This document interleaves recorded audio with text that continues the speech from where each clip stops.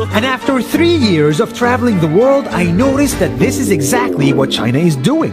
For example, take the small island nation of Sri Lanka.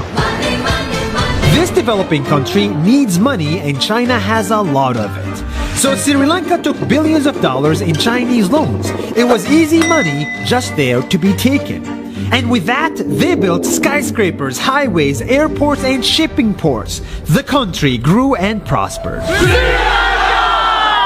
But few years later, this easy money came with interest rates, and Sri Lanka was so much in debt that it couldn't pay back China its money. And the only way out was to give China control of what they had built. In other words, Sri Lanka lost a piece of its home to China because of debt.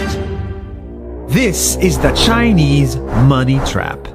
And it's a real thing I saw all over the world.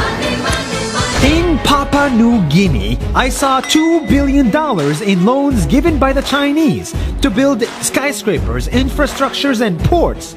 But there is no way this remote developing country can pay it back or its interest rate, and the only way out is to give China control of the country.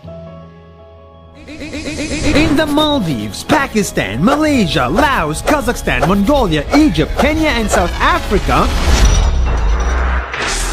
the same thing is happening, and many countries are struggling to pay back Chinese loans. If you look closely, all these infrastructure projects like highways, ports, and bridges connect to China through the sea or through the land to form something far bigger, far more powerful than just a bridge. A new Silk Road. The world is already made by China, and I think slowly it will be owned by China.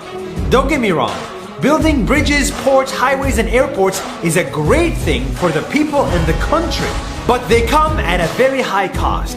And when these countries can't pay back the loans, these countries will lose their homes.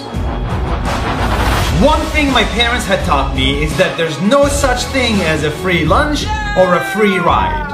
So if we're not careful with our money or other people's money, then we better start learning Chinese. 下周见。